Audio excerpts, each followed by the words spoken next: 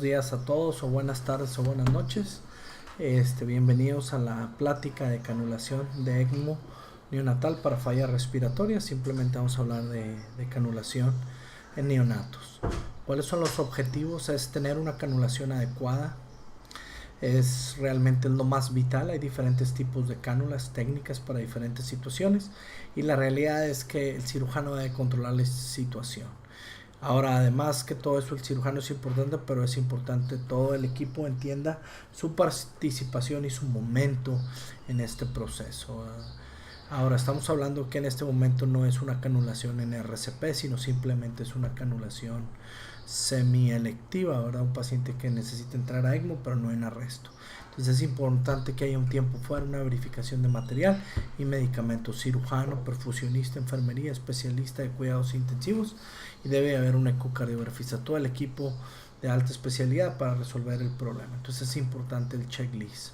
Como todos ya leyeron en el capítulo de su libro rojo, viene esta tabla que es del hospital de Glasgow en Londres, y la realidad es que solo es el checklist que debe tener el cirujano, el perfusionista, el ecografista y el médico de cuidados intensivos, que debe estar el carro rojo, que debe estar la heparina, que debe estar, se debe decir cuando se haga el tiempo fuera, cuánto pesa el niño, cuáles son los objetivos de flujo, qué cánulas se van a poner en este paciente y qué es lo que se espera esperar. Ahora es importante que uno sepa a qué bestia se está enfrentando, ¿verdad? Si es una hernia diafragmática, si es un aspirado por meconio o si es un síndrome respiratorio del recién nacido, cualquiera de esas situaciones. ¿Por qué? Porque la hernia diafragmática congénita normalmente los vasos venosos son de menor tamaño, ¿verdad? Y en ocasiones es cuando es más preferible realizar un ECMO venoarterial. La realidad es que la decisión si es veno arterial o veno venoso, cánula doble lumen, depende del grupo y lo que se siente del grupo de atención del paciente, que considera qué es lo que puede manejar mejor, ¿verdad? La realidad es que si ustedes me preguntan a mí, realmente yo diría que todos los neonatos se manejaran con un veno arterial de mejor manera. Es mucho más, creo que para nosotros los cirujanos es mucho más fácil ir y poner un veno arterial, ¿verdad? Irlo mejorando al niño y posteriormente canularlo. Pero bueno, hay consideraciones, ¿verdad? Y hay que aceptar lo que el equipo decida. La verdad es que si son menores de 2.5 kilos, entre 1.6 a 2.5 kilos, pues realmente es preferible un ECMO veno arterial por los flujos, ¿verdad? Y el posición de la cánula. Considerar, como decíamos, el veno arterial para la hernia diafragmática y siempre considerar si el paciente está con sepsis y requiere un soporte sistémico, pues considerarlo a veno arterial. Y la realidad es que el veno venoso si es realmente meramente soporte pulmonar. Ahora hay que acordar que hay gente que te dirá que el veno venoso da soporte sistémico porque le está dando oxigenación al miocardio y que con inotrópicos lo decides. Pues bueno, esa ya es decisión, nada más que tiene uno que tener en mente la posibilidad de tener que transicionar de veno venoso a veno arterial. Tener en mente las cánulas, el cirujano debe ver las cánulas, conocer estas cánulas, palpar las cánulas, ver las distancias para el momento de conocer, ¿verdad? Una de las cuestiones es que cuando usa uno la Origen o la Avalon, de las de doble lumen, siempre uno quiere que al ponerla que te enseñen para ver exactamente cómo están posicionados los orificios, ¿verdad?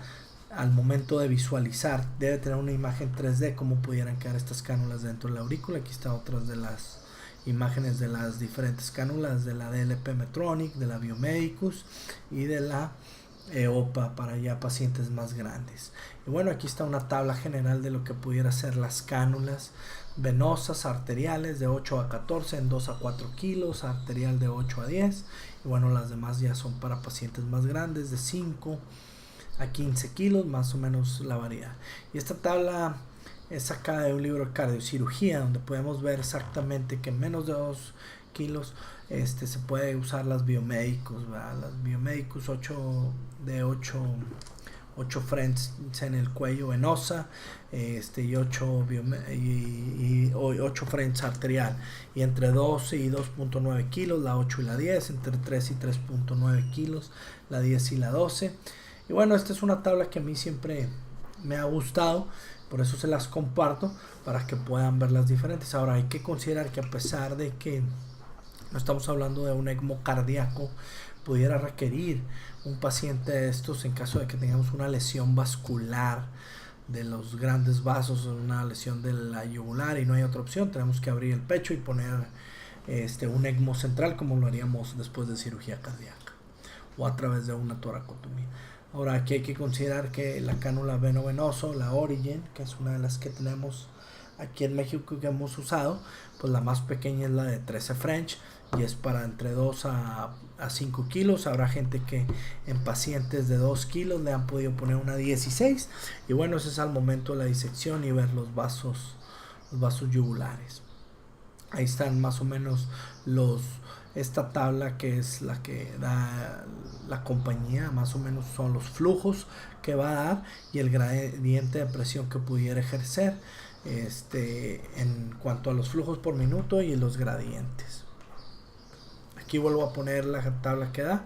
La 13 va entre 2 y 5 kilos. La 16 de 5 a 8. Inclusive hay gente que ustedes lo leen en su libro rojo, pues recomiendan que si se le puede poner a un bebé de 3 kilos una 16 no habría ningún problema. Y ahí están las cánulas que las pueden ver. Una de las cuestiones que tienen que tener en mente es que la porción arterial roja debe quedar hacia arriba, o sea hacia arriba y anterior al momento de colocar la cánula.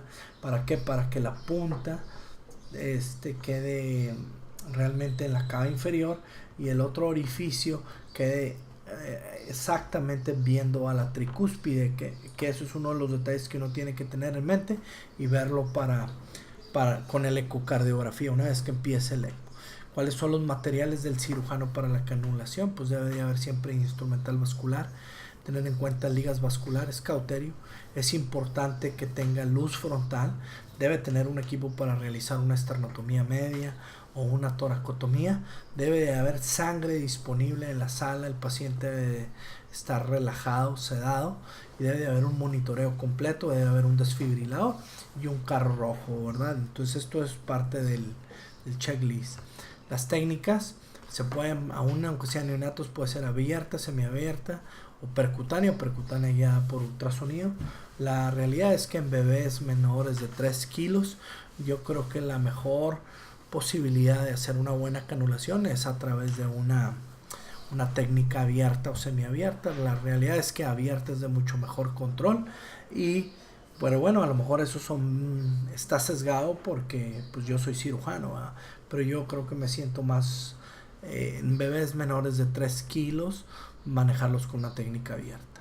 Ahora siempre con puntos a considerar, pues en los neonatos la canulación cervical es pues la única opción que hay periférica. Se hace una incisión cervical, se tiene que, en el neonato debe uno de cuidar los tejidos en el sentido que son más laxos, pero hay un jalón del ayudante te puede llevar al otro lado, entonces siempre debe de ser posicionar al paciente en Trendelenburg, voltear la cara hacia el lado contrario del que se va a canular, identificar el esternocleidomastoideo, se puede seccionar el esternocleidomastoideo o separarlo, ¿verdad? Hacia un lado, identificar los vasos, cuidar el nervio vago, si pudiera dar bradicardia, como algunas de las gentes usan algo de lidocaína, simplemente liberar los vasos extensamente. Y hay que recordar que hay que pasar la heparina antes de canular. Y una de las cuestiones que hay que, al ligar el vaso con la seda, protegerlo con una cinta, poner un pedazo de un vaso loop, un vessel loop entre la seda y el vaso sanguíneo para que no se maltrate el vaso y poderlo reparar más fácil al momento de la canulación. Y ahí está unas imágenes donde se hace la incisión cervical. En el recién nacido sí debe uno de cuidar de los tejidos no son más frágiles y se puede llegar al otro lado, pueden encontrar la carótida al otro lado. Lo que hay que cuidar es la línea media, la tráquea y el esternocleidomastoideo hacia afuera, identificar la arteria carótida y la yugular. Una de las cuestiones es que en el recién nacido, cuando se canula la carótida, se pinza proximal y distal y se hace una canulación directa del vaso, porque realmente los vasos sanguíneos, las cánulas son del tamaño de los vasos sanguíneos. la cuestión de aquí al momento de manipular, ¿verdad? Los vasos sanguíneos, tiene uno que estar en medio de la herida, ni muy abajo ni muy arriba, ¿verdad? Porque si hay un desgarro se puede retraer la arteria hacia el tórax y se tiene que hacer una esternotomía de urgencia. La otra cuestión con la vena yugular, si se va a colocar una cánula doble lumen, lo que se puede hacer es una jareta, ¿verdad? Y sobre la jareta introducir la cánula de doble lumen. Y bueno, siempre hay que verificar cómo están su carótida, la yugular, verificar dónde queda la posición del doble lumen. Y al momento de retirar es importante tener pinzas vasculares, pinzar los vasos y reparar las arterias con prolenes 7-0, 6-0, preferentemente 7-0, puntos separados, ¿verdad? Esa es la mejor manera de repararlas para que tengan. Y una de las cuestiones que hay que vigilar en las cánulas doble volumen es que la punta distal esté en la cava inferior, ¿verdad? Y el orificio arterial esté apuntando hacia la tricúspide. Eso se debe verificar con un ecocardio. Esas son las que debe uno de tener en mente, ¿verdad? Y siempre considerar un ecocardio. Todo el tiempo se hace una visión del paciente subsifoidea, visualizando la cava inferior para poder visualizar la guía que llega a la cava inferior, pasar la guía, ¿verdad? Y poder posicionar la cánula. Una de las cuestiones en la canulación que se hablaba o se dice es sobre los dilatadores.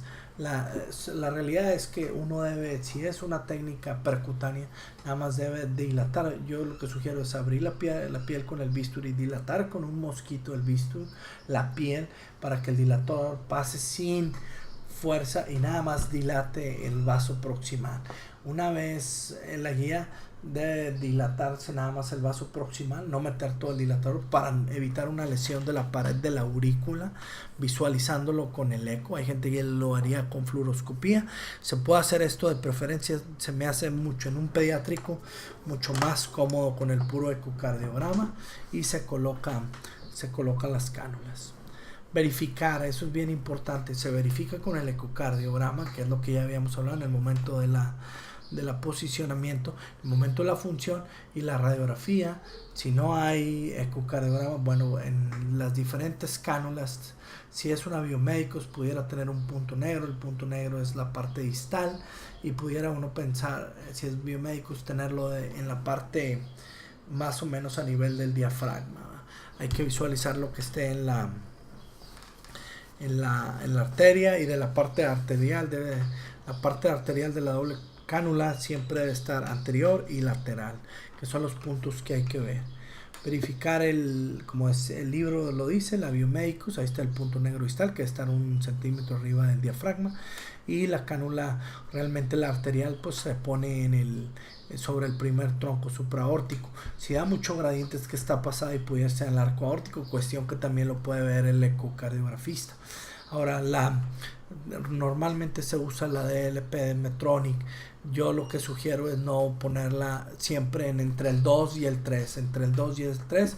O sea, la primera raya siempre debe estar adentro, pero siempre tenerla entre el 2 y el 3, que es lo que le da el amarre, y la otra porción es la distancia que es del primer tronco supraórtico, ¿verdad? Entonces, realmente son todos los puntos de la plática, ¿verdad? Muchas gracias por su atención. Si hay alguna duda o pregunta, me pueden hacer llegar un correo a mi correo macmparral@gmail.com. Muchas gracias.